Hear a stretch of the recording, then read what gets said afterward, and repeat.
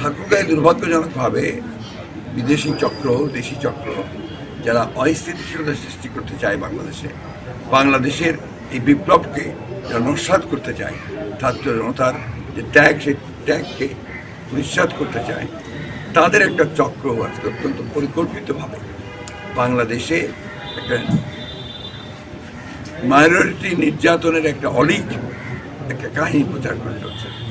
এখানে ঠাকুরগাঁয়ে প্রথম যা অভিযোগ হয়েছে পলিটিক্যাল, 5 তারিখে ইট ওয়াজ পলিটিক্যাল। নিশ্চিন্তে খান স্বাস্থ্যকর অল টাইম পান, all time healthy life. Not at all religious or not at all any communal. Political turmoil সবসময় পলিটিক্যাল যে কিছু না কিছু হয়।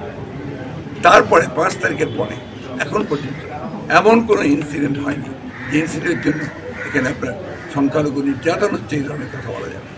কিন্তু একটা চক্র পরিকল্পিতভাবে এবং পতিত যে সরকার অর্থাৎ পতিত যে আপনার শাসক গোষ্ঠী তাদের লোকেরা পরিকল্পিতভাবে এখানে আমরা বিভিন্ন ঘটনার নাটক সাজিয়ে তারা এটাকে প্রচার করছে।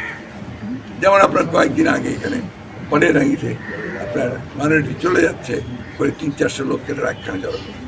আমি খুব ভালো করে খোঁজ নিয়েছি প্রশাসনের কাছ থেকে, গোয়েন্দাদের কাছ থেকে, তারা পরিষ্কার বলছে যে ইট ওয়াজ এ স্টেজ ড্রামা। কারণ ওই লোকগুলো সবাই খালি হাতে, তাদের স্ত্রী পুত্র কন্যা কেউ নেই, কোনো ব্যাগটাকের সাথে নেই, তারা গিয়ে বলছে আমরা চলে যাচ্ছি। এটা একটা নাটক করা, নাটক করে ওই পরে একটা ধারণা দেওয়া যে আমরা এখানে নির্যাতিত হচ্ছি, সুতরাং আমরা এখন এখান এই দেশে থাকবো। এই যে একটা ধোয়া তোলা হচ্ছে, এইটা সম্পূর্ণভাবে সাজানো কথিত একটা নাটক। হ্যাঁ, দু একটা জায়গায় স্ট্রে ইনসিডেন্ট হতে পারে।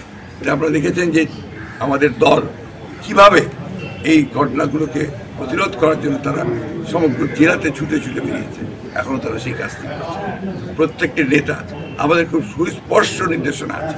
আপনাদেরকে আমি আবারও বলতে চাই, এনিবডি যদি কাউকে দেখা যায়, যদি প্রমাণ করা যায় যে এখানে আমাদের দলের কোনো লোক জড়িত আছে, আমি ডিসি সাহেবকে এসপি সাহেবকে বলেছি যে আপনারা সব ব্যবস্থা নেবেন। আমার দলের পক্ষ থেকে আমরা নিশ্চিত করছি যে তাকে আমরা সাথে এখানে বসে